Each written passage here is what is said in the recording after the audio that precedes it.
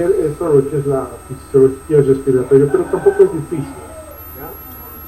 Conocer los cambios fisiológicos que se pueden producir por el intercambio gaseoso externo.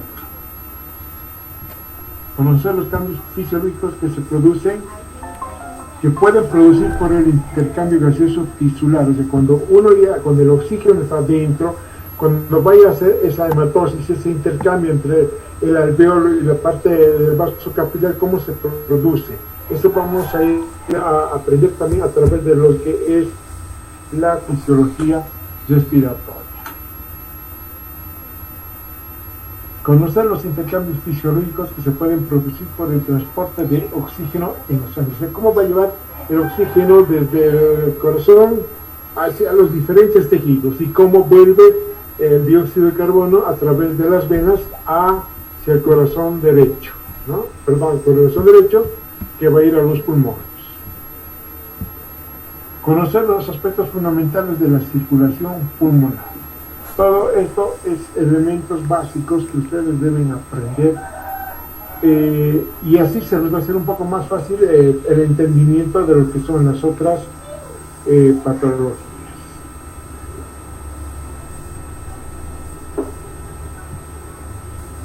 Conocer los diferentes aspectos fisiológicos fundamentales que intervienen en la regulación pulmonar. Entonces todo esto se tiene que conocer para entender lo que es la fisiología respiratoria, identificar las estructuras que componen los diferentes elementos donde se realiza la hematosis, donde no se realiza la hematosis, qué función cumple las vías respiratorias altas, bajas, qué función cumple de acuerdo a su función las vías respiratorias de conducción, de respiración. Entonces todo eso ustedes van a ir conociendo. Ahora dentro de lo que corresponde a la parte de los componentes mismos de la respiración, son 4 elementos en los cuales nosotros tenemos que tener conocimiento para poder identificar en sí una buena ventilación, una buena regulación de lo que corresponde al oxígeno y dióxido de carbono.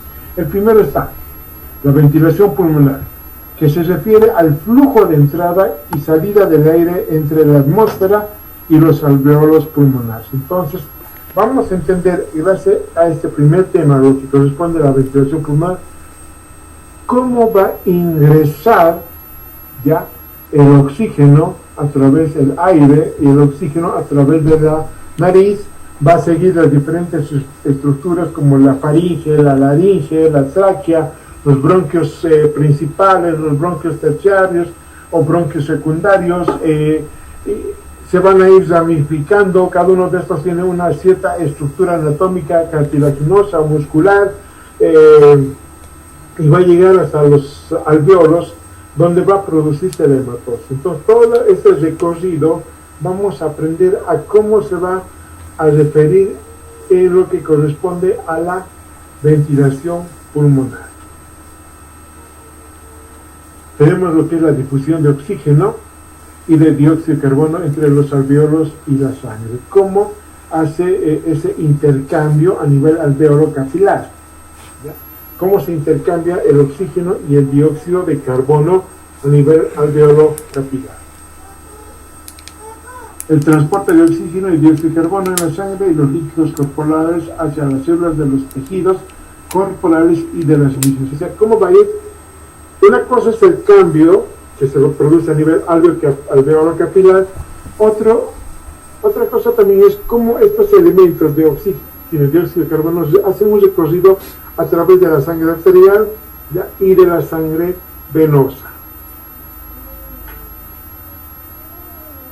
La regulación de la ventilación y otras facetas de la respiración. En este caso vamos a hablar, por ejemplo, el sistema nervioso central, cómo va a funcionar dentro de lo que es la respiración. Aspecto muy importante, sobre todo que se correlaciona con patologías neuromusculares que va a verse afectados también a este nivel.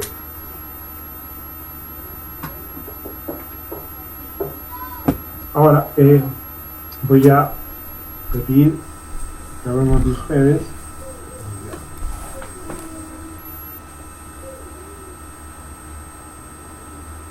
a ver, ¿dónde está? Condor y Hualpa. ¿Me puedes explicar cuál es la circulación mayor, cuál es la circulación menor? Circulación mayor, circulación menor.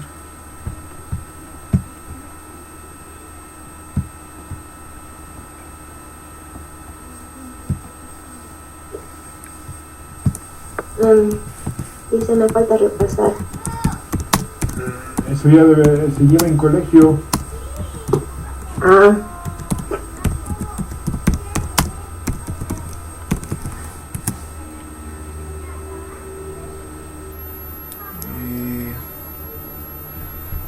Es el recorrido de la sangre, del Flores corazón. Sacarapi. ¿Cuál es la circulación mayor, menor? dice, buenas tardes. Buenas tardes.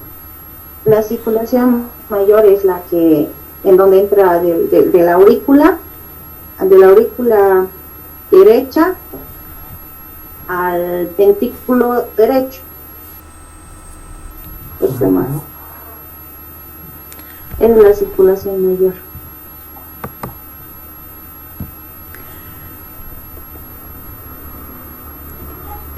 Es cuando entra la sangre de la aurícula derecha al ventrículo derecho, dice. No estoy mal. ¿Quién dice? Dice dice Telles, a ver. el recorrido de la circulación mayor es del corazón hacia todo el organismo. Ya. La circulación menor. Es desde el corazón hacia los pulmones. Ya. Ahora, ¿por dónde ingresa la sangre desoxigenada?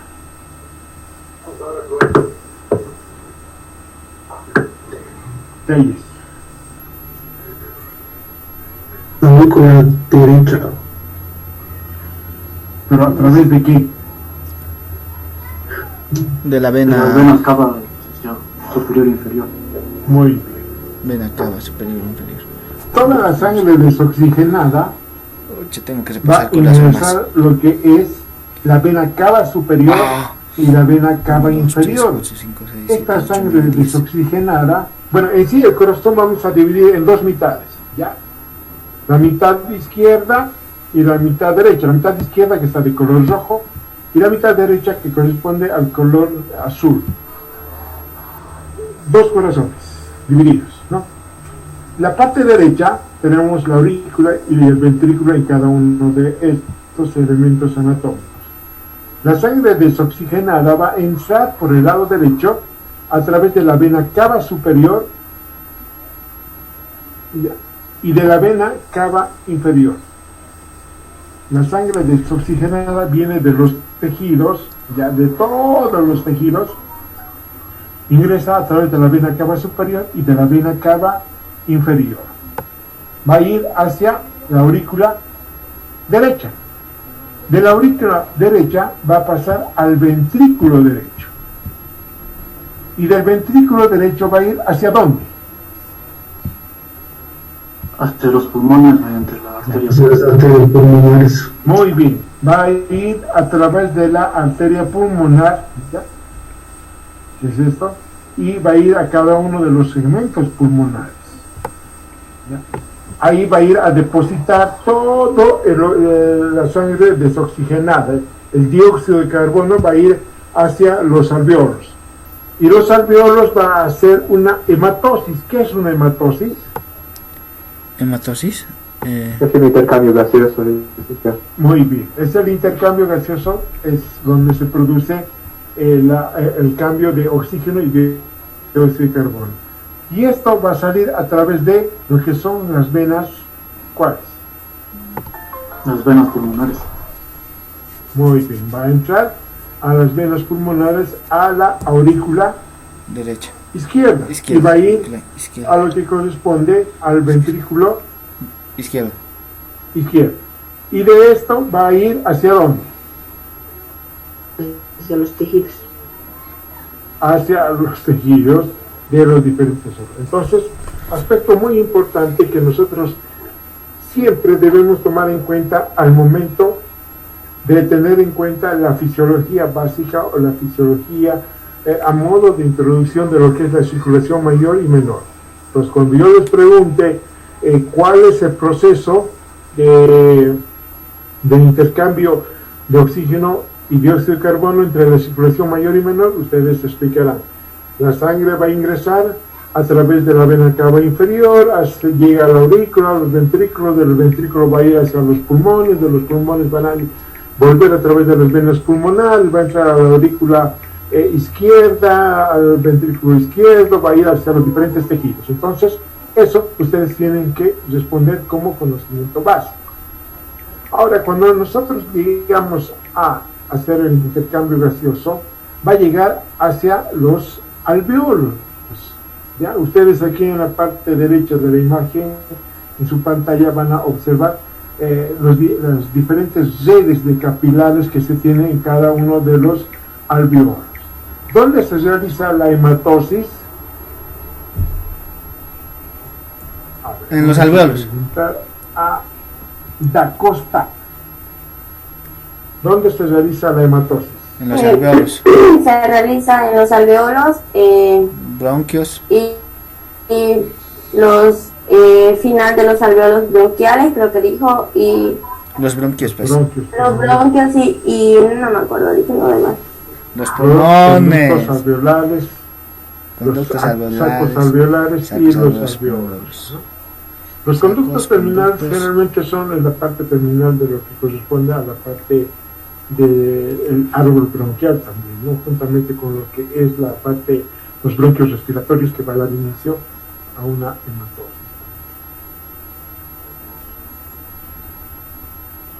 Bien, tenemos los alveolos donde se va a producir la hematosis.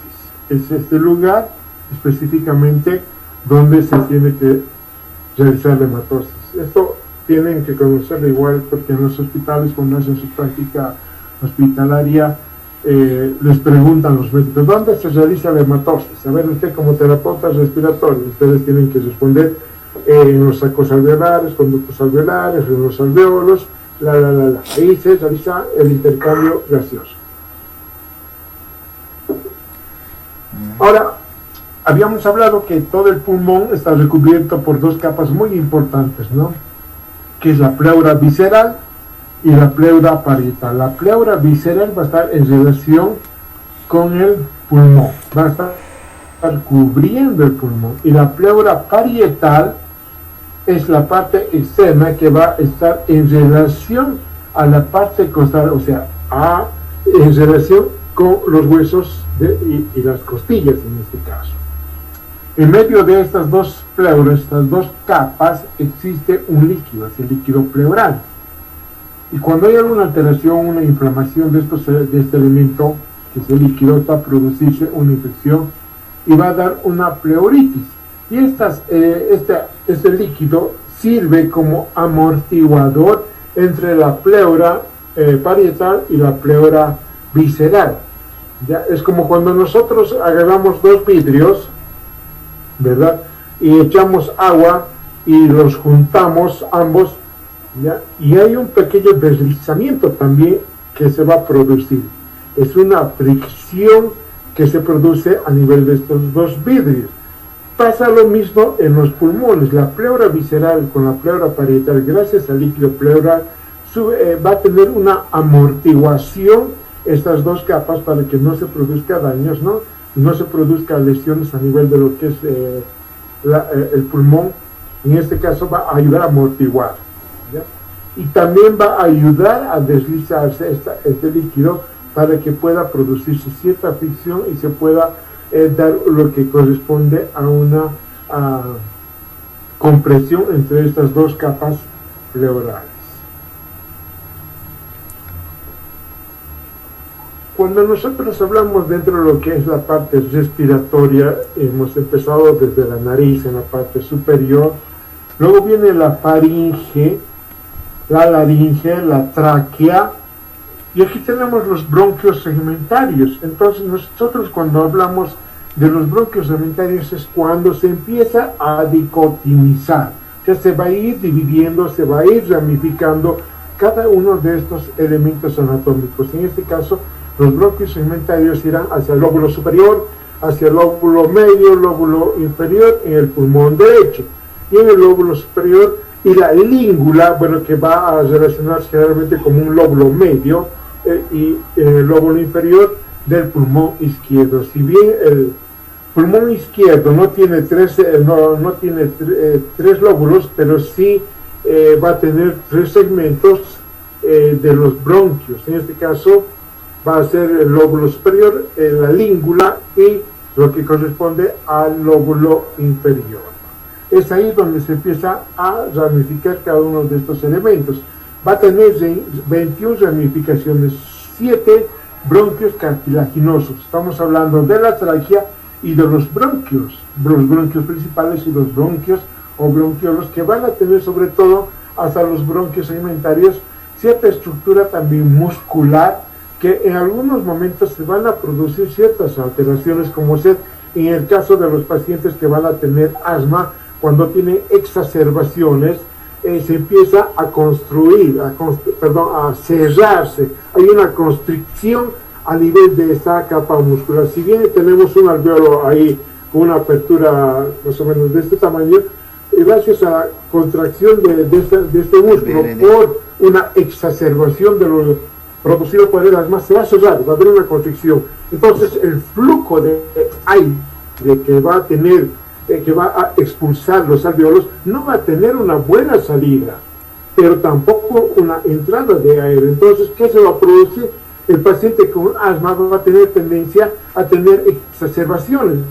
Y para que esto vuelva a dilatarse, ¿qué es lo que hacen los pacientes con asma? Utilizan el salbutamol, ¿verdad? Esos fármacos aerosoles, se colocan en la boca los push, 1, 2 o 3 push de acuerdo a su necesidad, y gracias a ese fármaco va a producirse una dilatación.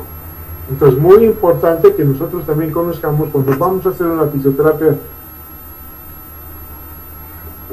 respiratoria en estos pacientes, debemos saber dónde se realiza la constricción de una exacerbación en estos pacientes con asma. Y luego al final tenemos 14 bronquiolos menores a 1 milímetro. O sea, ¿qué quiere decir? Que si nosotros tenemos una apertura, no sé, de 1 centímetro, de 2 centímetros, de acuerdo al elemento anatómico que vayamos teniendo, desde la tráquea, los bronquios principales, los bronquios segmentarios, va a ir disminuyendo su tamaño, ¿no? Hasta llegar a los bronquiolos respiratorios, que es al final, y va a ingresar a la parte respiratoria del intercambio gaseoso, que es los conductos alveolares, los sacos alveolares, los alveolos. Entonces va a haber una disminución, ¿no? Hasta llegar hasta los alveolos.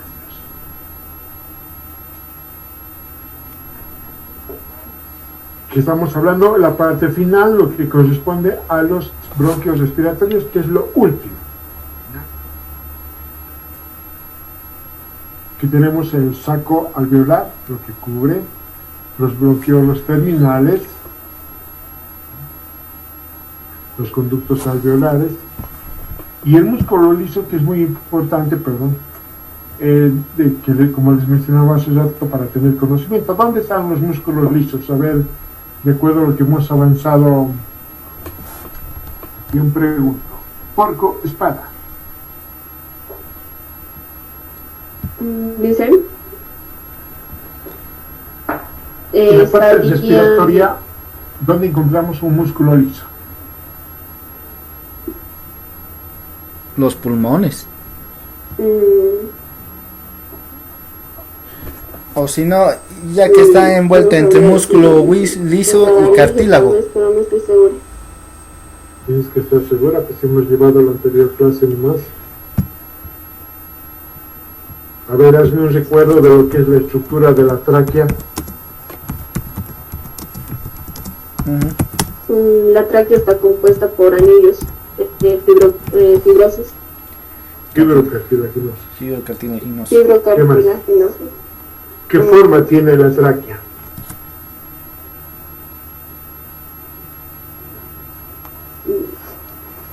Bien. Un conducto con anillos. Pero ¿qué forma?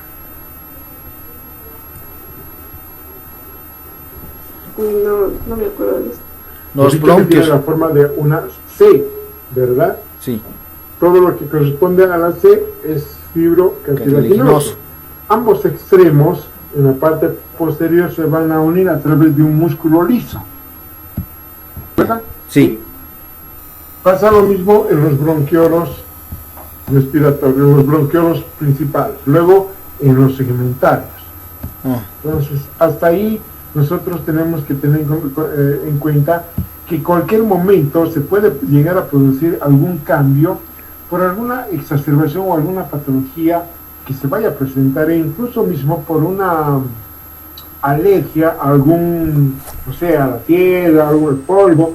Entonces esto se puede cerrar, porque la capa muscular también tiene un elemento muy importante cuando se produce un daño o se introduce un elemento extraño, nocivo, hasta los pulmones. Estos tienen la capacidad de cerrarse.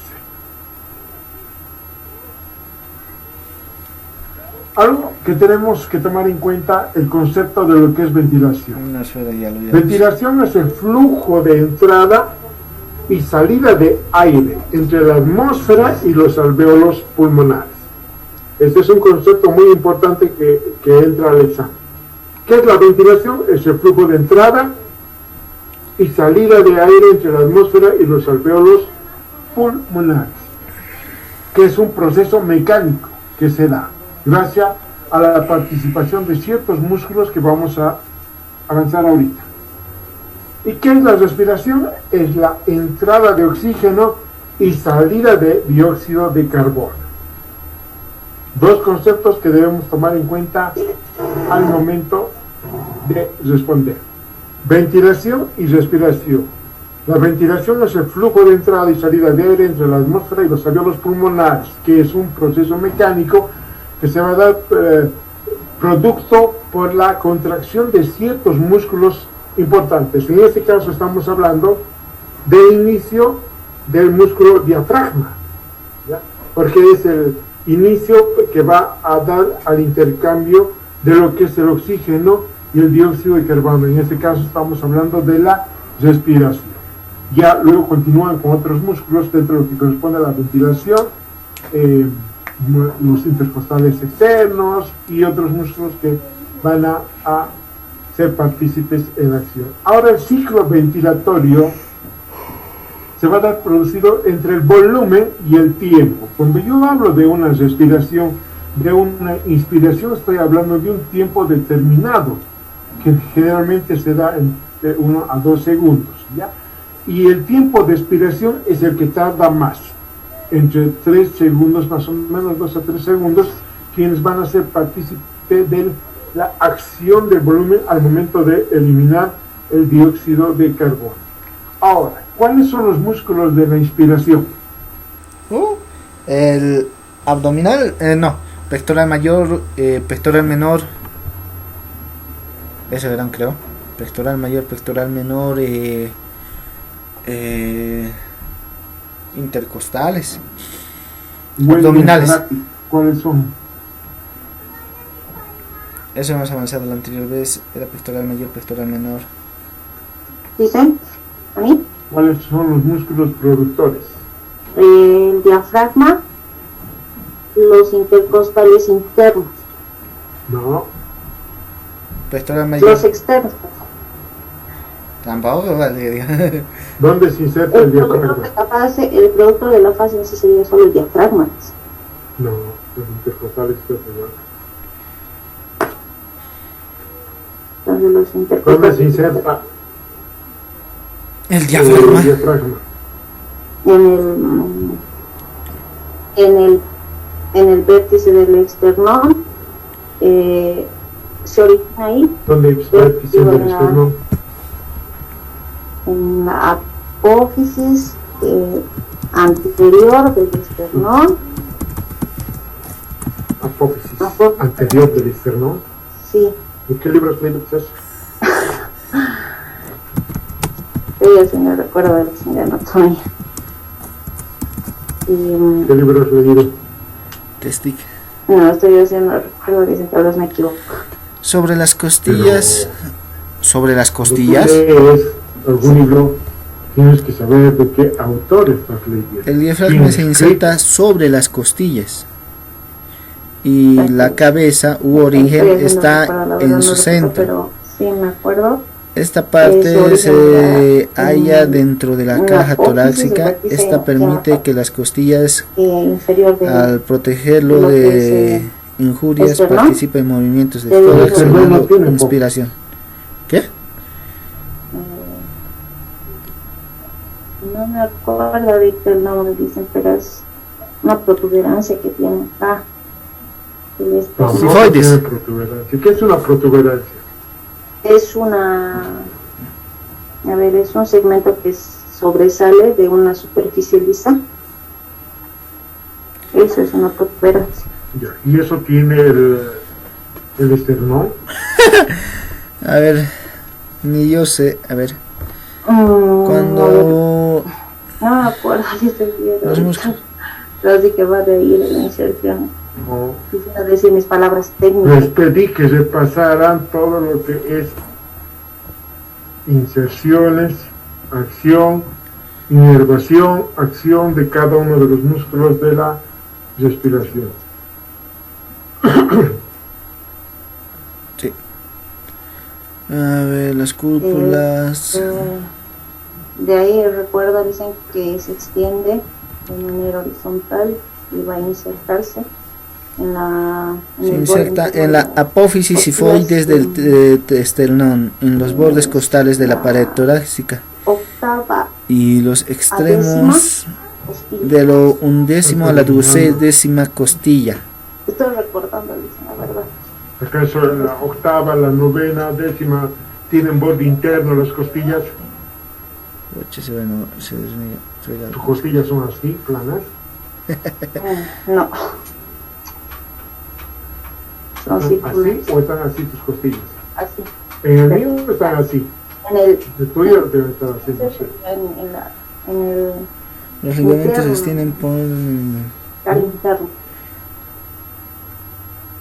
en En la cara El interno interna. es todo esto. Sí, exacto. ¿Te Porque pones? es nuestras costillas son así, de poner a ver. No, no es estudiado bien. Voy a repasar eso. Telles, Vázquez. ¿Dónde se inserta el aunque diafragma? es variable.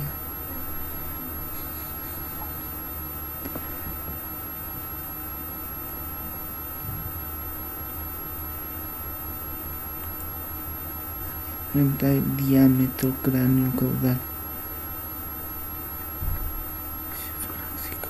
¿Dónde se inserta? Telles. Bueno, sus inserciones son en la apófisis sifoides del esternón, en los bordes costales de la pared torácica. ¿Escuchas? Bordes costales de la pared. Bordes costales de la pared torácica. Telles.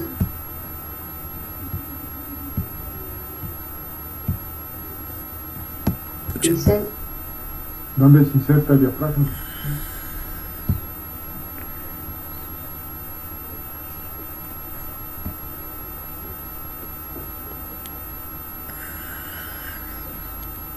¿Sabes o no sabes? no me acuerdo, dicen.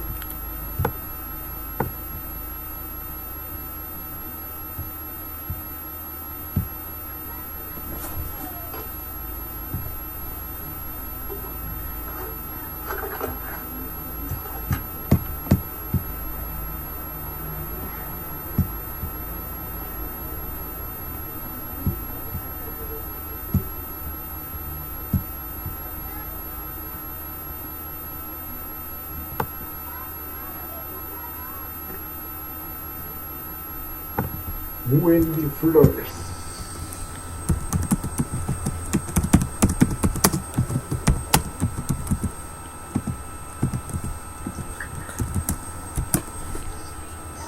Telles, ¿tu otro apellido? Vázquez. Dicen, ¿Qué? se inserta en la parte inferior de la cavidad torácica. Específicamente, ¿dónde?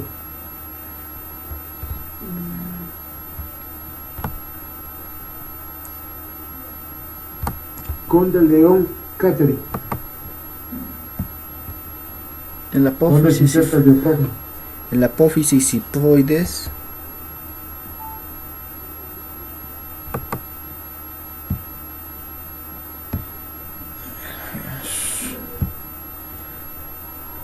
Dice, A ver, no me acuerdo, dice. Ya, pues yo no puedo enseñarles tampoco anatomía de frenético primero, a su ¿no? Tienen que alrededor, repasar de ese pedido que más repase. altas, delante, detrás de las costillas Si anteriores. no saben inserciones, Es detrás de menos la su que las acción. Lo que a nosotros nos importa ahora es su acción. Obviamente que vamos a tener conocimiento de sus inserciones para poder el centro fémico analizar su puede sistema ser en punto forma de nivel trébol. de lo que es en la cara anterior, de los primeros vértebras lumbares. Su acción va a ser de esta manera. Si toma inserción en la parte posterior de la apéndice sifoides, su acción es de esta manera. Sí, de la apófisis sifoides. ¿Qué forma tiene el diafragma?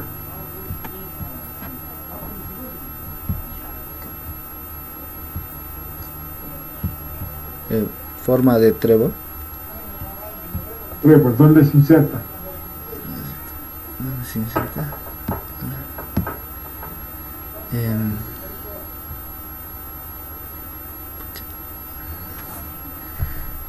En la... no sé.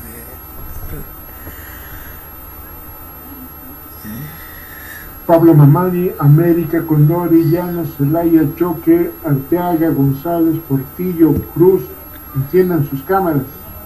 Pero de mí está encendido. Se origina...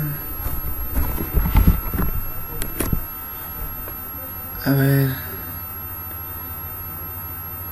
Celaya, Zurdo, no te veo. De algunos la mitad de su cara no responde. A Copa ver. Vallejos, ¿dónde se inserta el diafragma? Ah, no, de mí está bien. Dicen por respirar. A ver...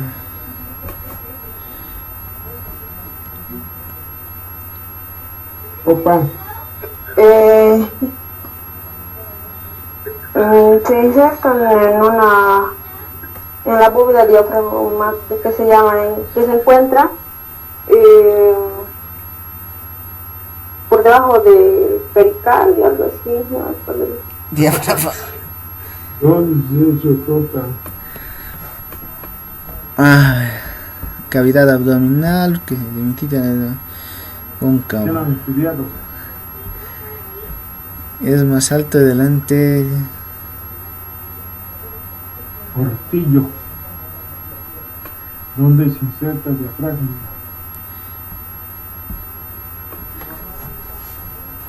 Dicen se va a insertar en varias partes. En La las apófisis vértebras, sifoides. los cartílagos de las últimas costillas y una parte también en el esternón. Y dicen no estudiar, bueno, en mi caso no estudié porque tenemos examen mañana, dicen, y estábamos estudiando ya desde la anterior semana. Pero igual tienen que dar su tiempito para estudiar todas esas asignaturas. Yo también he sido estudiante, entiendo la situación, pero también esto es de primer año. No les estoy pidiendo cosas nuevas. Esto deberían saberlo ustedes ya. ¿Qué voy a hacer ahora? No voy a poder avanzar lo demás si no saben anatomía. Bueno, yo me sé Voy a que tener es... que enseñar inserciones otra vez. No, es en la apófisis sifoides y... ¿Quién ha llevado anatomía? solamente hemos llevado músculos mayormente. Es el doctor. El doctor Medina y el licenciado Camacho. No hagan quedar mal a sus docentes. Estudien, repasen, muchachos. Ya, Bien, pues, los productores son sobre todo el que va a dar inicio a la respiración. Hemos indicado que el músculo principal que va a participar dentro de lo que corresponde a un mayor porcentaje es el músculo diafragma. Sí. Del 70, 80, 85%, el diafragma es el que tiene un mayor porcentaje de acción que va a producir la inspiración, de la mecánica ventilatoria. Seguidamente va a estar lo que son los músculos intercostales externos o un menor porcentaje. Luego tenemos los músculos facilitadores. ¿Qué significan los facilitadores de la fase?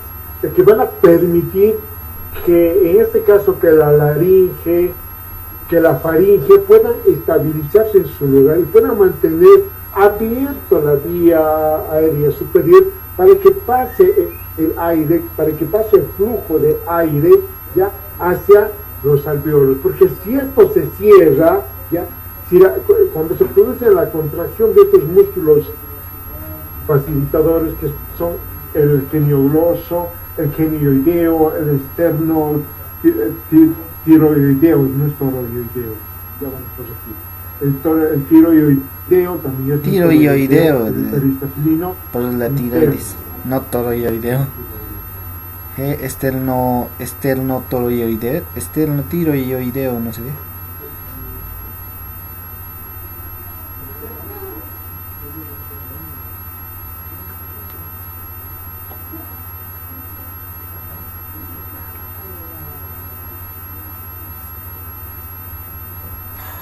1, 2, 3, 4, 5, 6, 7, 8, 9, 10. Que corresponde a los estabilizadores de la fase, que permiten el flujo, el paso del flujo del aire que van a llegar hasta los alveolos. Esa es la acción de los músculos que están rodeando sobre todo a la faringe y a la laringe. Entonces, para eso nosotros tenemos que tener conocimiento también dentro de lo que corresponde a la participación de la inspiración ya en el momento de realizar esa acción. Ahora tenemos los otros músculos, los accesorios de la base, de la fase. En este caso estamos hablando del esternocleidomastoideo, los escalenos, anterior, posterior y medio, el pectoral mayor, el menor. Estamos hablando de los trapecios fibras superiores, el serrato posterior menor, superior e inferior también hay, ¿no? Entonces en este caso estamos hablando del serrato posterior y superior, el menor, posterior, superior. Entonces estos músculos nos permiten también hacer un trabajo de lo que corresponde a la mecánica ventilatoria. ¿Dónde se inserta el esternocleidomastoideo o Salazar? Esternocleidomastoideo. Salazar Romero. Oye, esto de músculos, inserción. Por si no saben, los músculos menos van a saber el genioideo, el geniogloso, no van a saber, me imagino. Pero estos músculos que estoy hablando están también dentro de lo que corresponde a la tarea que les he dado de la deglución. Sí, pero eso es para la otra semana. Salazar Romero, no estás en clase, te voy a eliminar. Está situada. Salazar Aquí estoy, Romero. dicen. ¿Por qué no respondes? Perdón, ¿Con el estaba trapecio? colocando mis auriculares. ¿Dónde se inserta el esternocleidomastoideo? Cara lateral de la apófisis mastoides. En el borde posterior. Es en la cabeza externa. Una parte, dicen. Sí, ¿no? Primera vez que escucho. Parece, ¿eh? En la apófisis mastoides, dice aquí. En el En la- manubrio en del la cara. esternón. ¿Qué? Es también la línea nucal del hueso occipital, ¿verdad, dicen? Perdón, doctor, perdón. A ver, otra vez repetí. En la línea Enciende tu nucal del cámara, hueso enciende tu occipital. cámara, no te veo. Ya, un momento, dice. Voy a ir eliminando a los que no están Mejor. con sus cámaras encendidas. ¿Me puede A ver, dice? ver. Ahora sí.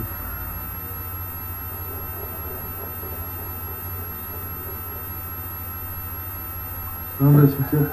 Ah, está detrás del orificio auditivo en la apófisis mastoides. Y el origen No, origen es Zona movilidad. temporalidad. Inserción en el manubrio external, cara superior, parte superior ya, del tercio medio de la clavícula. Sagiago estancia luminar.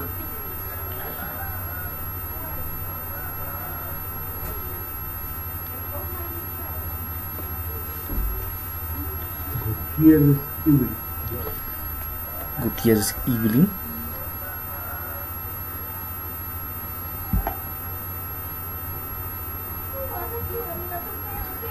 Aquí en agua están con música de fondo.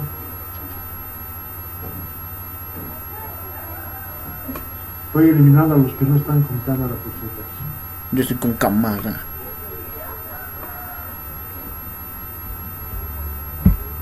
Ya pues, ¿dónde se inserta? Dicen en la cara externa de la apófisis mastoide. Cara externa del lado. Dicen se va a insertar en el tercio interno. En el tercio interno. Perdón. Y en el manubrio está. Mastoide. Una por una, En pues. la apófisis mastoide, en el esternón y en el tercio medio del borde superior de la clavícula. Y en el manubrio external. Dicen es en el tercio interno borde superior de la En clavícula. los 2 tercios internos de la cara superior de la clavícula. Clavícula. La clavícula no tiene borde superior, borde interior. Posterior. ¿Dónde más? En la cara anterior, en la parte. Y en el manubrio external dice. Al manubrio External. external. Sí. Tiene 2 fascículos, ¿verdad? De ahí van a ir en una dirección de abajo hacia arriba, ¿ya? En forma la obliqua, pero diagonal en van a ir a juntarse estos 2 fascículos y van a ir a insertarse en la apófisis mastoides, en la base del cráneo. Sí. ¿Qué acción realiza cuando toma punto fijo en la apófisis mastoides? Elevación de la cintura ¿Qué escapular. acción realiza? Elevación. Inclinación. En la apófisis mastoides. Sería que esto se acerque. Sería una elevación de. Elevación. Inclinación y flexión. Inclinación. La apófisis mastoides dice. Sería elevación. No realiza inclinación. Elevación. Sería inclinación cuando toma punto fijo. Cuando toma punto fijo. Escúchenme. Cuando toma punto fijo en las 2 apófisis mastoides, Hace que se acerque. el externo que corresponde la clavícula y el manubrio del externo. Sí. Va a ser Una elevación. movimiento, va a elevar cuando toma dos Sí, puntos eso fijos quería en decir. ambos apófisis mastoides, porque si toma punto fijo en la parte del que se manubrio, recién va a realizar una inclinación y rotación Ajá. o la flexión que se quiere decir, pero cuando toma punto fijo en la apófisis mastoides recién es un músculo inspirador, pero cuando toma punto fijo en las clavículas y en el manubrio realiza otro tipo de movimiento, sino así Sí, es un como lateral, entonces así. participación en lo que es en la parte respiratoria. ¿Están de acuerdo o no conmigo? Sí, yo sí. Sí, dicen. ¿Quién no está de acuerdo conmigo? Porque no se lo han tomado, solamente le han puesto las funciones. Todos están de acuerdo. Ahora, cuando participan los escalenos, ¿cuándo son respiradores? Músculos, o cuando participan en la respiración los escalenos. Los escalenos. Escalenos. Cuando toman de punto fijo las sensación en las apófisis transversas. En los tubérculos anteriores de los apófisis transversos. Muy bien. Entonces, cuando toman su inserción ahí, toman punto fijo, recién van a hacer inspiradores también, ¿no? El escaleno anterior, ¿dónde va a terminar? Escaleno anterior. ¿Dónde es su inserción distal? Sánchez Mamani.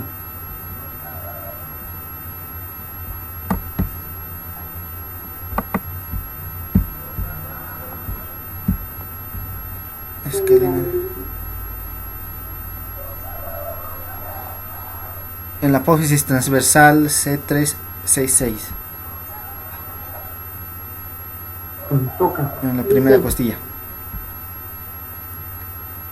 Dice el músculo escaleno anterior termina en la cara superior de la primera costilla.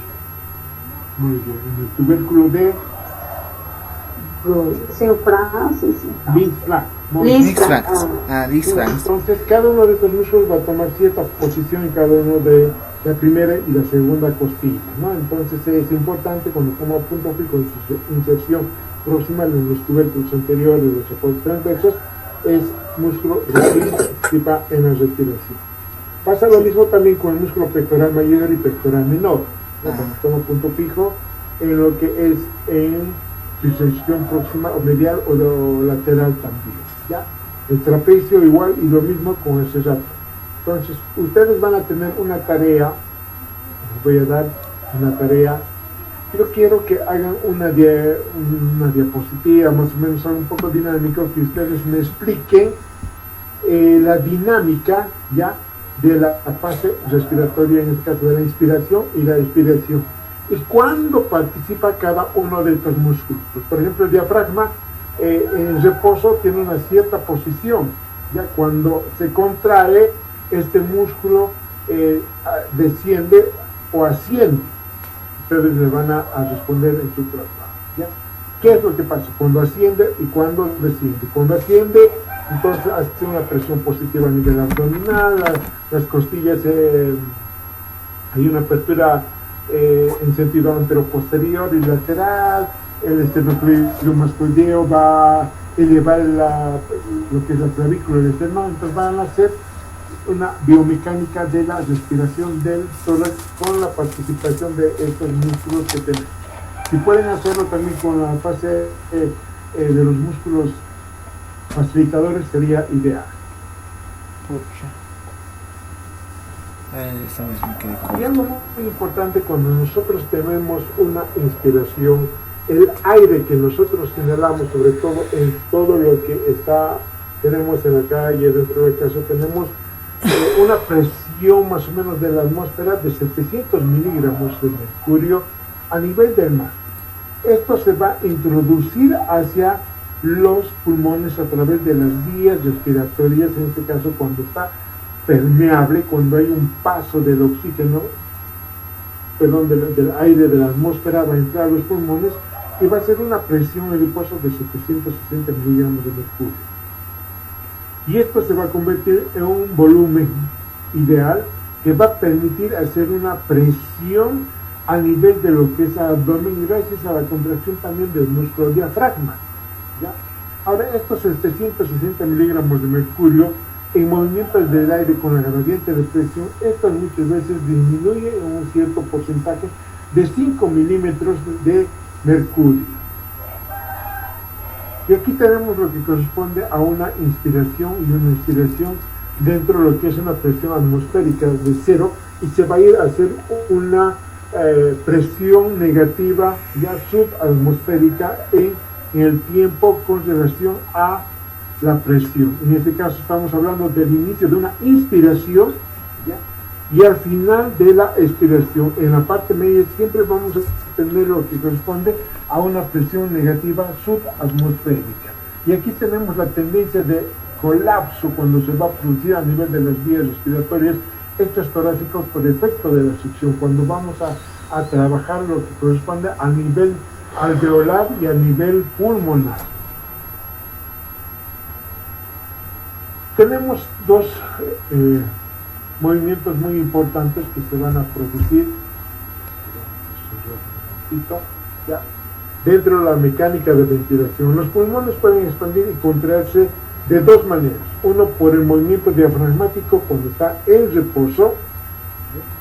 Eso quiere decir que vamos a tener movimientos hacia arriba y hacia abajo para alargar y acortar la cavidad torácica. Estamos hablando de un movimiento diafragmático espontáneo, un movimiento respiratorio normal. Lo que nosotros estamos haciendo en este momento es un movimiento diafragmático normal, ¿ya? Que eso nos permite trabajar el diafragma hacia arriba y hacia abajo. Luego tenemos el movimiento costal, ¿ya? Que va a hacer una producción de elevación y descenso para aumentar y reducir el diámetro antero-posterior de la cavidad torácica. Aquí estaríamos hablando más sobre todo de los músculos accesorios que van a producir esa acción dinámica que va a ayudar al movimiento diafragmático. La respiración tranquila es el movimiento diafragmático que se va a dar en sí mismo. Y el movimiento costal va a estar dado por los músculos accesorios de la respiración. Es la respiración forzada, sobre todo. ¿Alguien de ustedes ha tenido un pariente, bueno, Dios quiera que no les pase, si lo han tenido algún familiar que ha tenido COVID, que ha sido un poco complicado, más o menos, ¿han visto? Yo le hice. ¿Has visto su frecuencia respiratoria, cómo era al inicio y cómo era cuando estaba complicado? Sí, le hice. Más que todo medía en el oxímetro, donde su saturación llegaba, bueno, por normal a 80 grande y demás. Su saturación llegaba a 70, a 50. De ahí estaba con oxígeno y demás. Después ya al mínimo movimiento, que ya que fue empeorando, su saturación llegaba a 35 a 20, estando con el oxígeno. ¿Y la frecuencia respiratoria cuánto era?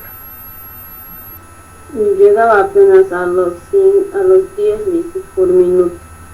Ultra bajito, más bien debería haber aumentado. Eso sí, dicen, pero en su saturación era diferente. Ya. Cuando hay una complicación dentro de la parte respiratoria, sobre todo cuando tienen dificultad respiratoria, cuando el diafragma ya no puede trabajar, el intercostal externo, y le cuesta mucho ayudar también al movimiento diafragmático para que pueda meter aire o oxígeno, entonces ahí entran a trabajar lo que son los movimientos accesorios, los músculos accesorios, perdón. Ahí entran a trabajar, a coadyuvar a este músculo diafragmático. Entonces, ¿qué es lo que pasa?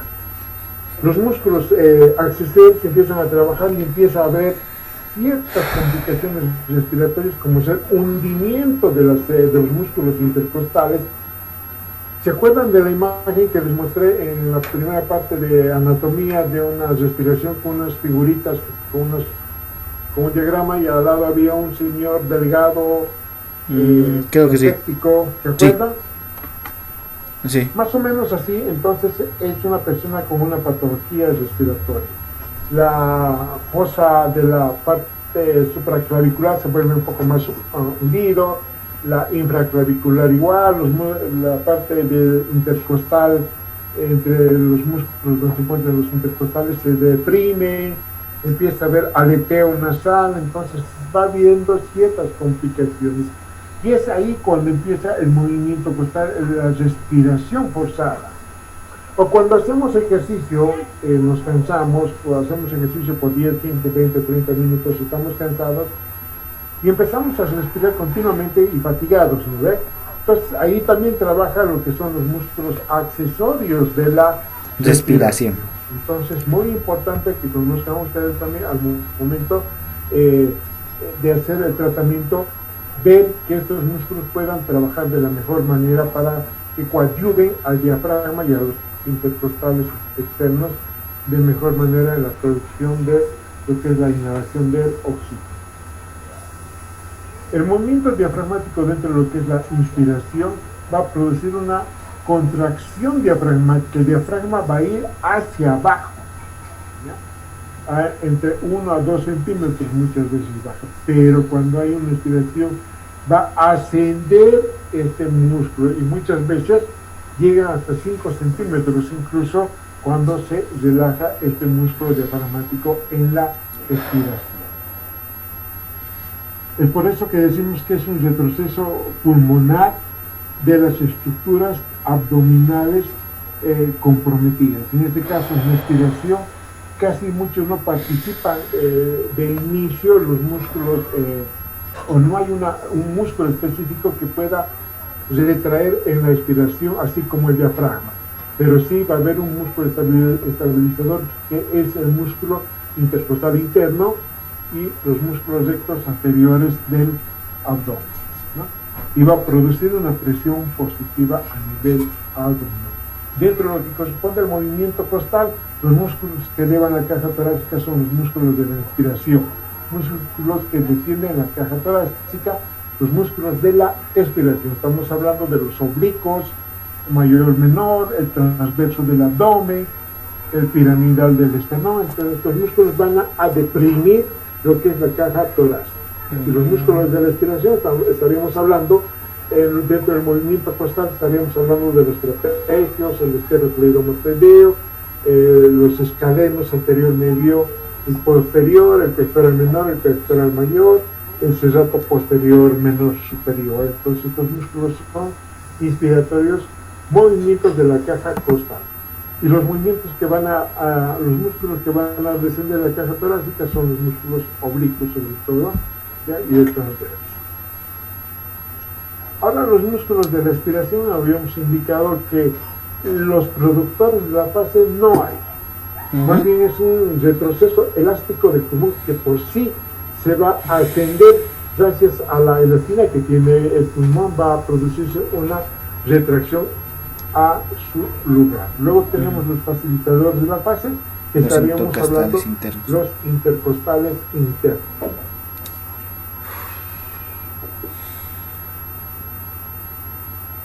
Luego tenemos los accesorios de la fase.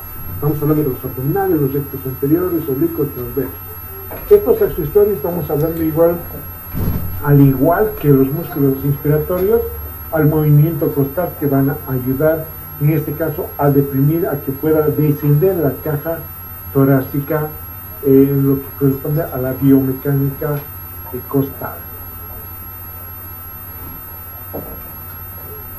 Esto es casi lo mismo lo que habíamos hablado a nivel de los pulmones, la presión pulmonar que va a tener de 725, ¿ya? A nivel de la parte ventilatoria. Y esto es un poco de la dinámica que estuvimos hablando hace un ratito sobre el uso y contracción de los diferentes músculos, su participación de cada uno de los músculos en cada acción que van a realizar, el diafragma, intercostal externo, interno. De acuerdo a su dirección de las fibras, van a tener cierta acción que van a realizar en la respiración, tanto inspiración como en la inspiración. Expiración, inspiración. Este es un proceso fisiológico que se da el inicio de la inspiración a nivel de la presión y tiempo también, ¿no? Inspiración y expiración.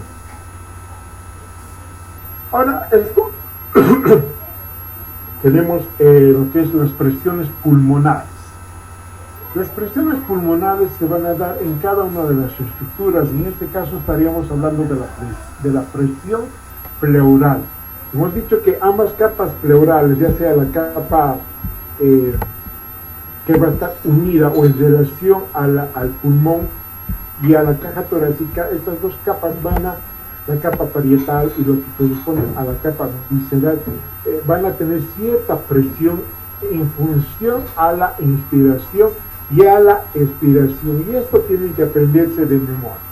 La presión pulmonar ya es de menos 7.5 centímetros de agua, ya, en la inspiración, y en la expiración es de menos 5 centímetros. Sobre todo esto se da cuando da un inicio de la inspiración, cuando yo estoy empezando a inspirar, va a haber una presión pulmonar que va a ser de menos 5 centímetros de agua. Ojo, estoy diciendo centímetros de agua. Y ya cuando estoy terminando mi inspiración es de menos 7.5 centímetros de agua, ya, lo que corresponde a la presión pulmonar. Perdón, presión pleural. Ojo, recuerden, yo les voy a preguntar cuánto es la presión pleural, ¿ya? Ustedes me responderán menos 7.5 a menos 5. Bueno, menos 5 centímetros. Pero también nosotros tenemos ciertas presiones a nivel de los alveolos. La presión alveolar ya en inspiración es de menos 1 centímetro de agua y en expiración es de más 1 centímetro de agua. Bueno, hay una diferencia entre esas dos presiones, pleurales y alveolares.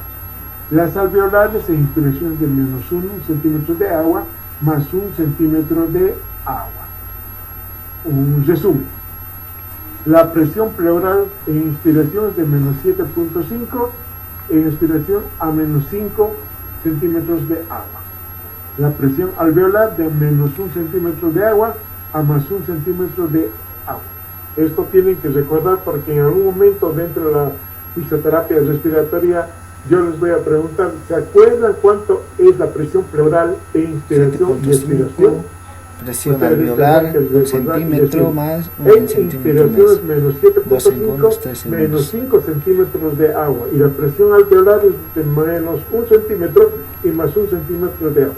Y la duración de la respiración, en este caso estamos hablando de inspiración, es de 2 segundos y la expiración es de 3 segundos. ¿Se acuerdan que hemos hablado hace ratito de presión y tiempo?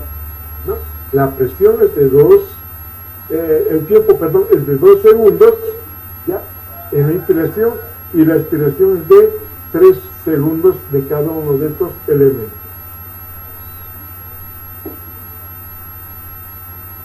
Las presiones pulmonares es la diferencia que va a existir entre la presión alveolar y la pleural.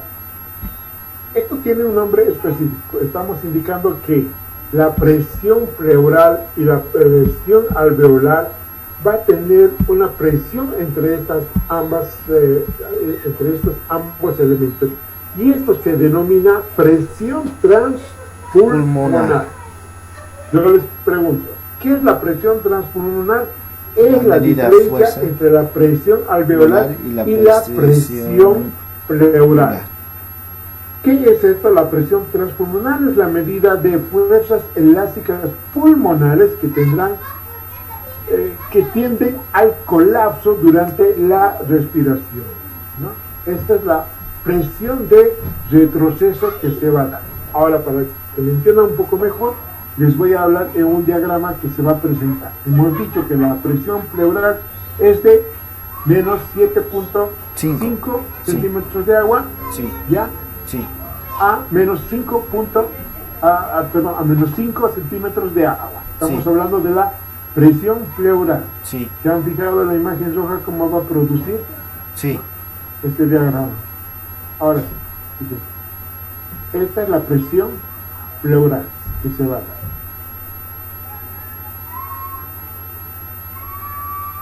Y aquí tenemos la presión alveolar. Menos 1 a más 1. Entre estas dos presiones alveolares y la presión pleural se denomina presión transpulmonar. ¿Qué hemos dicho que es la presión transpulmonar? Es la diferencia entre la presión alveolar y la presión pleural. ¿Ya?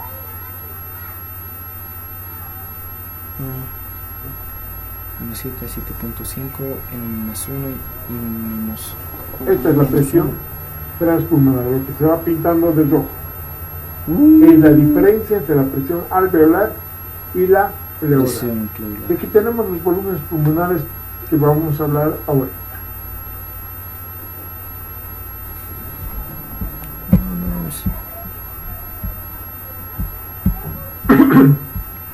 La compliancia pulmonar está referido sobre todo ya a la distensibilidad determinada para su cambio de volumen con la presión. Entonces, la complianza es la distensibilidad determinada por su cambio de volumen en la presión. ¿Y qué es la distensibilidad? Es la propiedad que permite el alargamiento o distensión de una estructura. En este caso estamos hablando del pulmón específicamente. ¿Ya? La distensibilidad está determinada por las fuerzas elásticas de los pulmones, lo que estuvimos hablando ahora, que son propias del tejido pulmonar, producidas por la tensión superficial del líquido que tapiza las paredes internas de los alveolos. ¿Ya? Y la compliancia pulmonar va a estar dada por dos fibras, sobre todo la elastina y el colágeno. Gracias a estas dos fibras, la complianza y la distensibilidad va a hacer que el pulmón pueda volver a su lugar.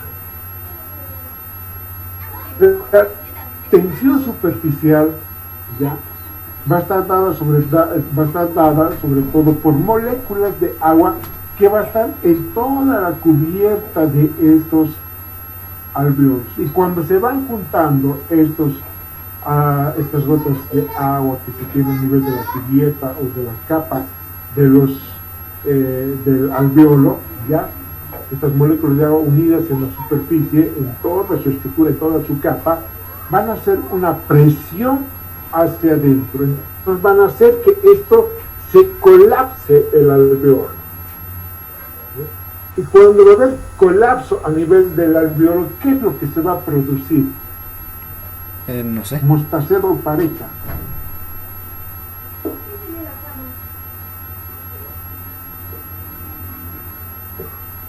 Mostacero.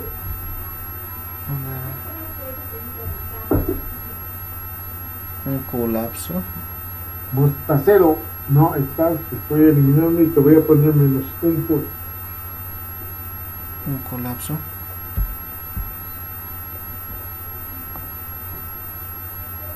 Montalvo o Mostacero. No es Montalvo, ¿sí? Ah, Montalvo, perdón.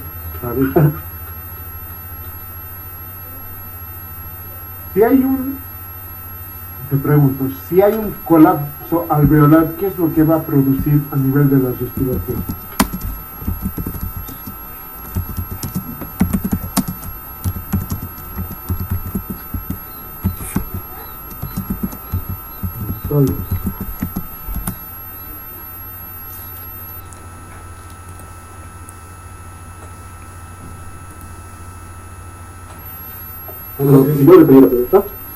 ¿Qué pasa cuando hay un colapso alveolar? ¿Puede expandir los pulmones?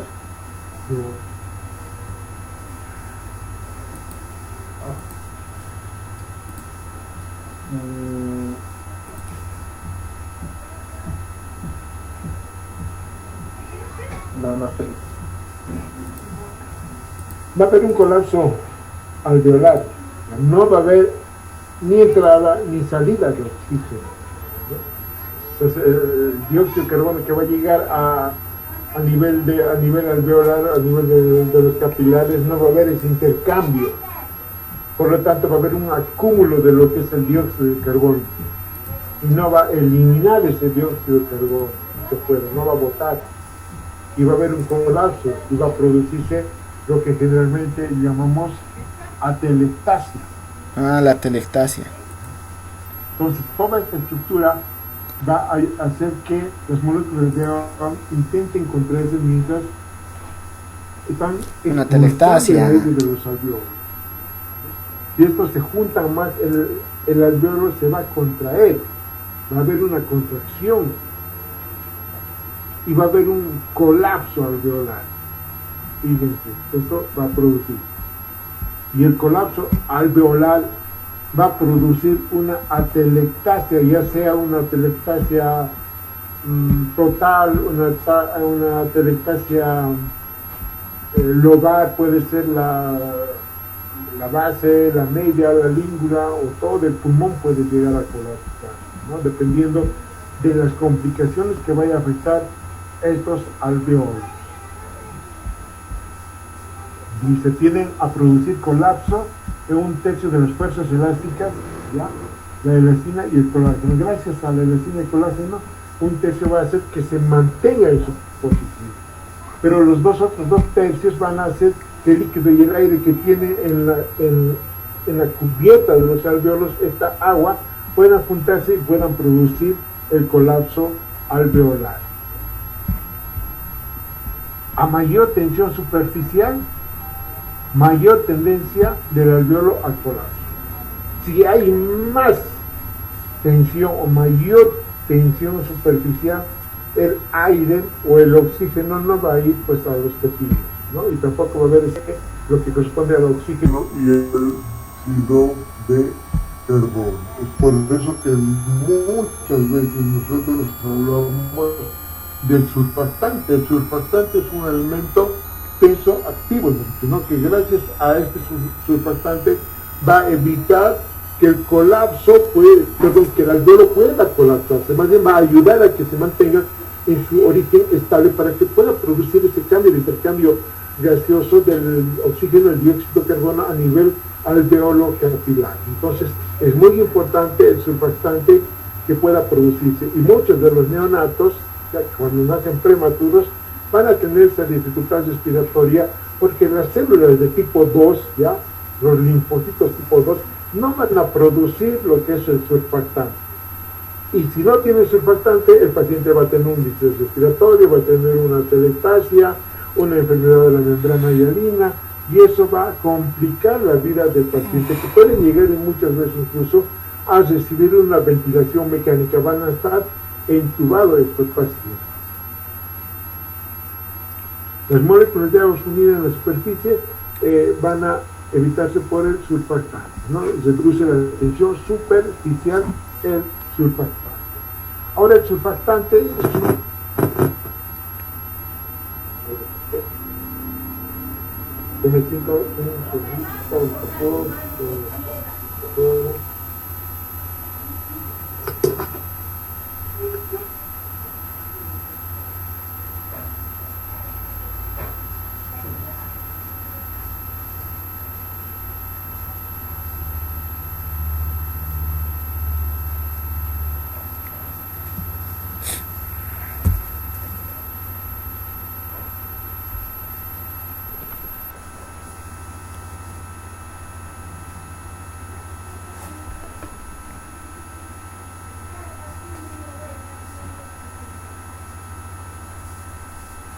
¿Será por eso?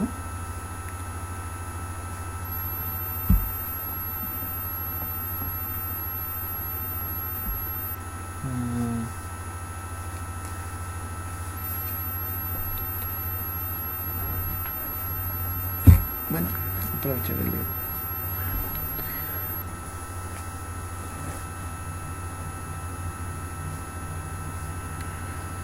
Recording stopped. ¿Eh?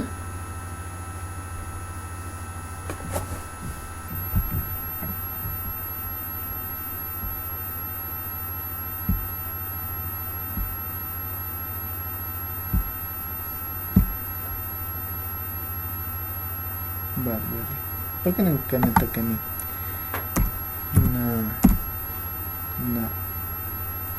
No hay nada barro.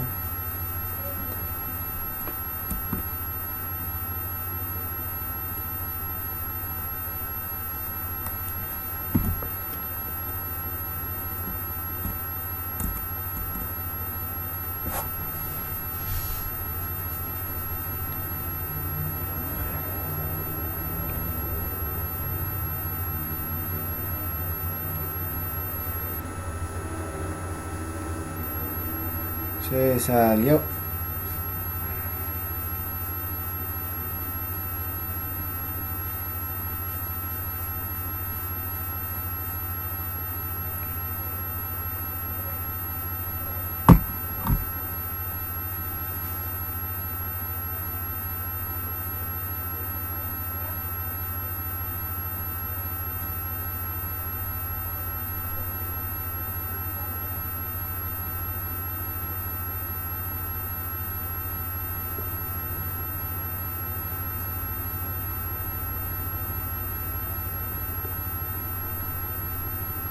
Hola, hola. Bueno, disculpa la tal con mi computadora.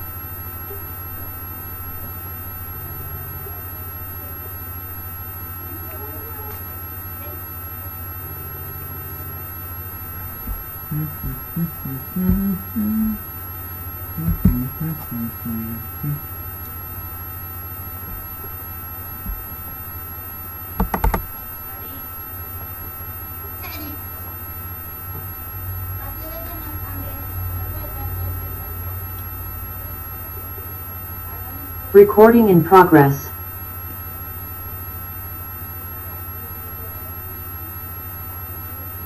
Hola, ¿me escuchan, verdad? Sí, hola, hola. Sí, dicen, se lo escucha. Continúa.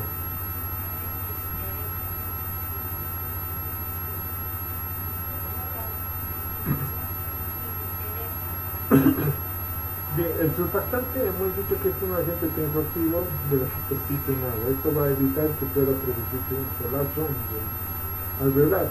Va a reducir sobre todo la tensión superficial. Y esto está dado por los neumocitos de tipo 2, que va a ser el origen del surfactante. Y esto va a estar dado sobre todo por fosfolípidos, ¿ya? Proteínas y iones. Tres elementos muy importantes que va a tener el surfactante: los fosfolípidos, las proteínas y iones. Y cada una de estas células epiteliales van a estar dados por alveolares de tipo 2 sobre todo, que van a venir a constituir el 10% de una superficie perineal, sobre todo va a estar dado por dipalmito y hipofantilocolina, muy complicado su nombrecito, y por la apoproteína del surfactante y por los iones de calcio que van a corresponder a cada uno de estos elementos que va a estar producido por el surfactante. Ahora, el radio alveolar y la tensión superficial va a estar dado sobre todo en muchos de los casos por algunas obstrucciones a nivel externo. Puede ser por un moco que va a ir a taponear ya este alveolo y se va a producir un colapso alveolar. ¿Ya? Cualquier taponamiento que va a poder tener se va a producir un colapso alveolar. Y es ahí nosotros donde tenemos que trabajar. Por ejemplo, en los adultos, cuando tienen una neumonía asociada a alguna patología, por decirte, no sé, alguna infección que ha tenido o bacteria que se ha dado, va a producir infecciones respiratorias y van a producir exceso de moco que va a ir a taponear a cada uno de estos alveolos, ¿ya? Si bien van a tener cierta presencia, eliminación a través de las posiciones de drenaje que se les va a hacer, pero en algún momento vamos a tener que usar las manos para ayudar a eliminar estas secreciones, o vamos a tener que usar algunos elementos como el flúter para poder eliminar. El flúter es un dispositivo de fisioterapia, un dispositivo instrumental de fisioterapia para que nos ayude a eliminar estas secreciones que van a presentar, ¿no? Y de esta manera vamos a evitar que se vayan a producir lo que es el colapso alveolar. Y gracias a este instrumento y a las posiciones de drenaje vamos a hacer que se eliminen estas secreciones hacia el exterior. Esta es una fórmula que se va a tener dentro de lo que es el radio alveolar y la tensión superficial. La tensión superficial en los alveolos depende inversamente del radio de los alveolos. A menor radio del alveolo, mayor presión alveolar. O sea, si el alveolo está colapsado, va a haber mayor presión de la Escucha, Tomás. para poder eliminar el caso de presión. Hola, Tomás. Estas son las obstrucciones que se van a Ya, hacer. ya, Tomás, pido. Por favor, volumen o apaguen sus micrófonos.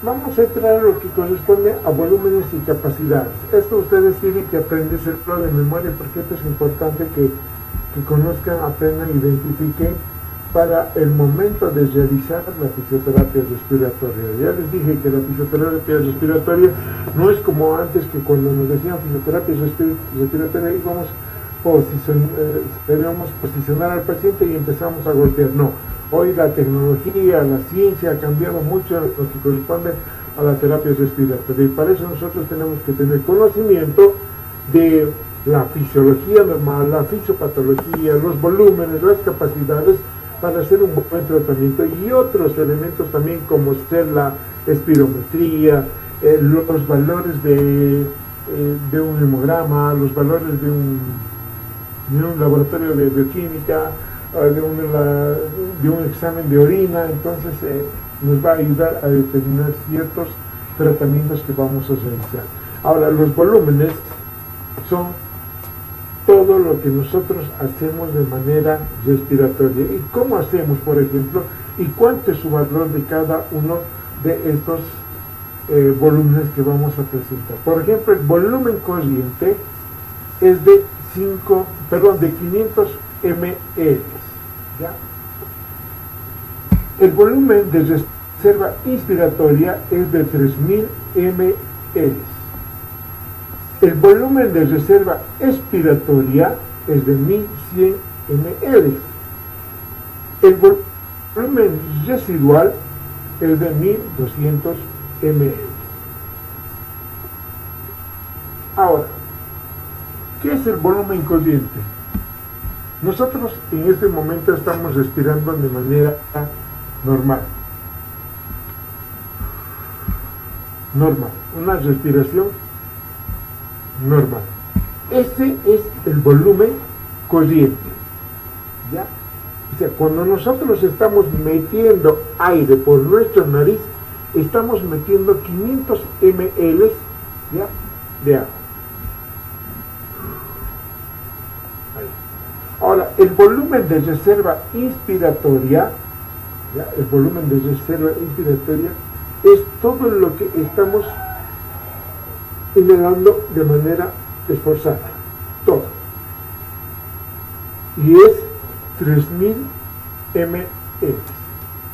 Ahora, todo lo que hemos metido de manera forzada, lo que vamos a botar es 1100. Ahora, de todo este trabajo, ya el volumen residual que corresponde es lo que queda en los pulmones, ya, pero que no estamos botando, y eso se queda en los pulmones y es de 1200 ml.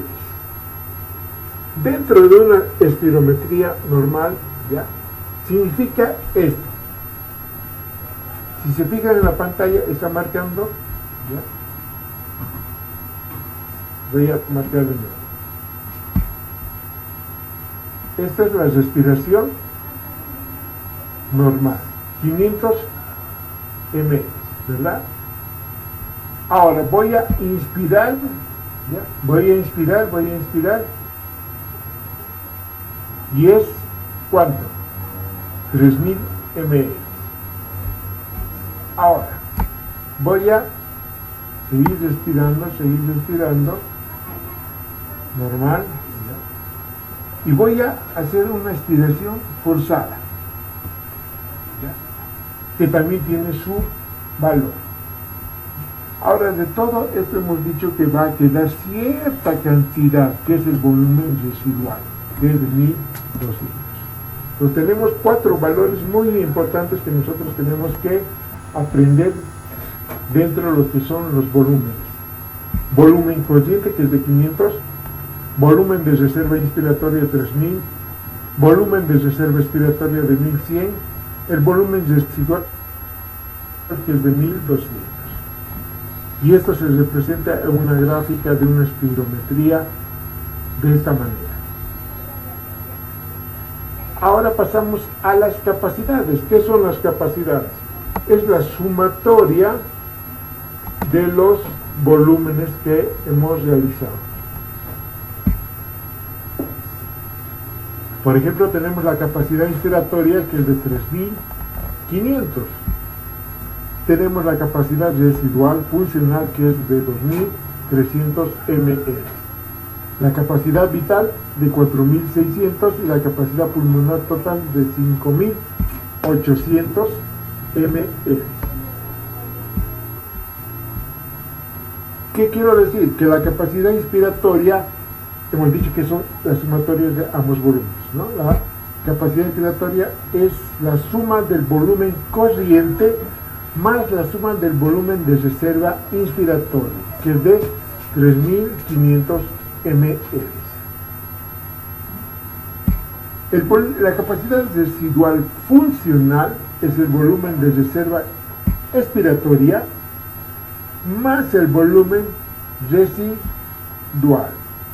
¿Y a cuánto equivale cada uno de estos?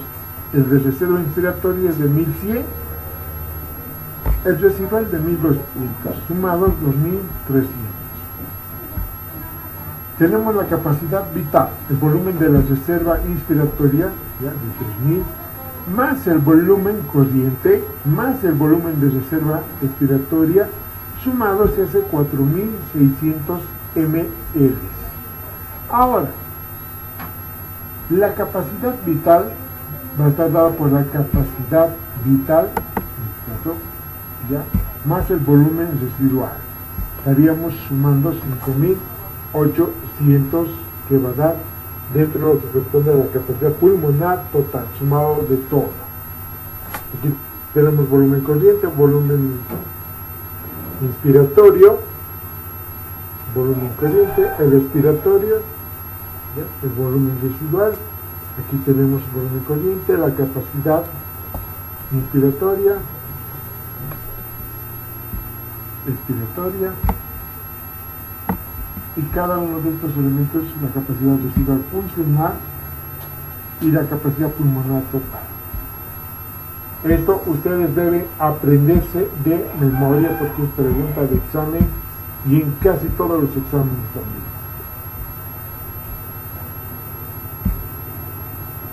Los volúmenes de reserva respiratorio por minuto, vamos a decir que el volumen respiratorio por minuto es la cantidad de aire nuevo que se mete a las vías respiratorias cada minuto.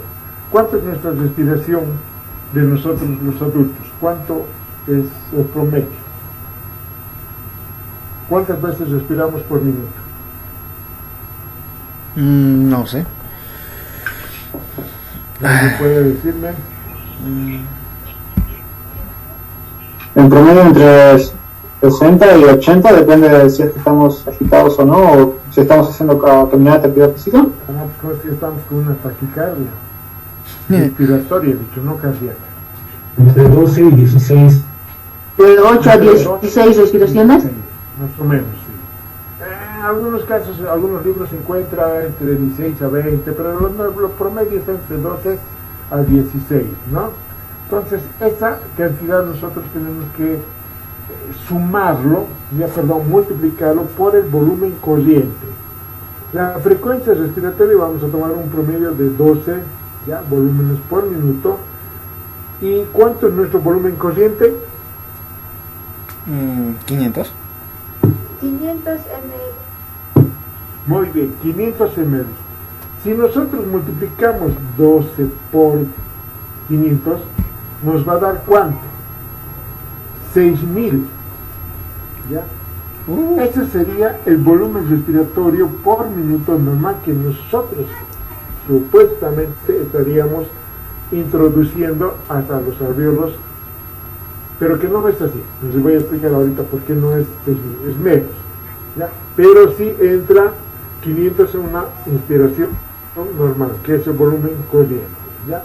Y eso va a llegar hasta los alveolos, supuestamente, donde va a ir a producir la hematosis, el intercambio gaseoso. Pero ustedes se van a dar cuenta que no es así, ¿ya? Nosotros tenemos las vías respiratorias altas y bajas. Tenemos la vía respiratoria de acuerdo a su función, que es respiratoria y que va a dar paso al aire que va a ir a introducirse o va a llegar hasta los alveolos. ¿Ya? Donde se realiza o donde tenemos la hematosis es la zona respiratoria, ¿verdad? Y más arriba tenemos la zona de conducción. Estaríamos hablando de la nariz, la faringe, la tráquea, los bronquios, bronquiolos. Es el lugar donde no se realiza hematosis. ¿Ya? La zona de conducción es la faringe, laringe, tráquea, los bronquiolos, el bronquio, es el lugar donde no se realiza hematosis. Y a este lugar, ¿ya?, se denomina zona del espacio muerto anatómico. ¿Zona del espacio muerto? ¿Por qué? Porque es el lugar donde no se va a producir el intercambio gaseoso, o sea, no va a haber intercambio gaseoso, no hay dónde, en qué lugar hacer intercambio gaseoso, porque no es una estructura especializada. Y más aún, desde los sacos alveolares, los alveolos, los conductos alveolares, las zonas respiratorias, es ahí donde se va a producir el intercambio gaseoso, el conducto respiratorio, ¿no? Entonces, hasta este nivel y hacia arriba no hace hematosis. De los 500 ml que hemos dicho que nosotros respiramos, ¿ya?, 150 se va a quedar en el espacio muerto y solamente 350 van a hacer ese intercambio gaseoso. Estaríamos hablando, si multiplicamos 350 por 12 respiraciones por minuto, ¿cuánto es? 350 por 12 respiraciones por minuto. ¿Cuántas? Multipliquen, a ver. 4000, ¿cuánto es? La calculadora, no soy bueno para las matemáticas. 4200. 4200, listo. 4200. 4200 van a ir a hacer hematosis, ¿ya? Y 150 se van a quedar en el espacio muerto anatómico. Y 4200, que son que va a corresponder a 350 ml, que solamente van a llegar hasta los alveolos.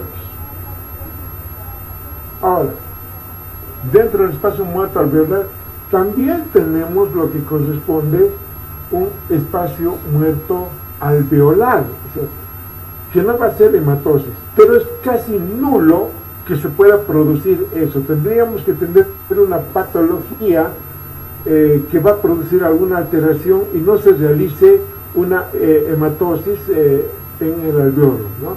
Puede ser una atelectasia que no va a producir un intercambio gaseoso, ¿no? Entonces ahí recién tendríamos un espacio muerto alveolar.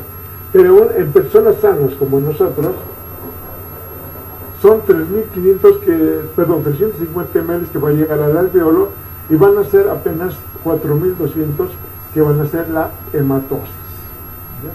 Ahora, sumado el espacio muerto anatómico y el espacio muerto alveolar, se denomina espacio muerto fisiológico, que es simplemente la sumatoria del espacio muerto anatómico más la sumatoria del espacio muerto alveolar. Serían estos dos. Y aquí tengo, mira, ¿no? Entonces el volumen respiratorio por minuto normal de 6000 ml que se tiene de los 500, pero estos 500 no va a ir a ser hematosis, solamente van a ser 3500, ¿ya?, que van a hacer una ventilación alveolar, que serían 4200 ml por minuto. Me dejé entender, ¿verdad? ¿Sí? Sí. Ahora, los bronquiolos que vamos a tener nosotros van a estar dados por músculos lisos, ¿no?, que van a ser receptores de los beta adrenérgicos, ¿ya? De los nervios simpáticos, parasimpáticos, y que van a producir cierta actividad, como sea el sistema nervioso simpático, perdón, como la adrenalina, la noradrenalina, ¿ya? Van a producir la broncodilatación, van a hacer que los alvéolos puedan abrirse, pero todo lo contrario se va a producir con un parasimpático, como una broncoconstricción. Esto es lo que estuvimos hablando, pues, como un ejemplo en una patología de base, en este caso un asma, ¿no? Cuando hay una exacerbación van a producir una broncoconstricción. Si les vamos a dar nosotros un beta adrenérgico como el salbutamol, el bromuro de patropío, entonces van a producir lo que es la broncodilatación. Esto vamos a dejar para la siguiente clase. ¿Dudas, preguntas?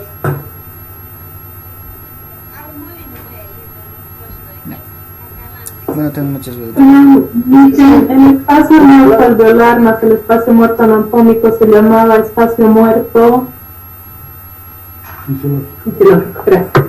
Dice la tarea para cuándo va a ser de la diapositiva.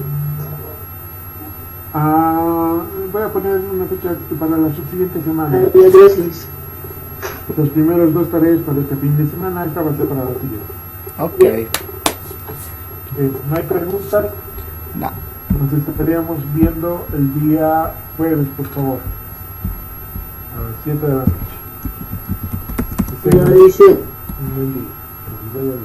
hasta luego, dice. Chao. Recording stopped.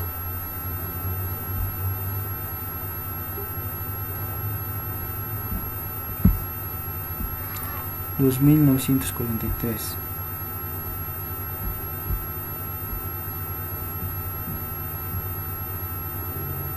Tiene algunos pegaditos ahí.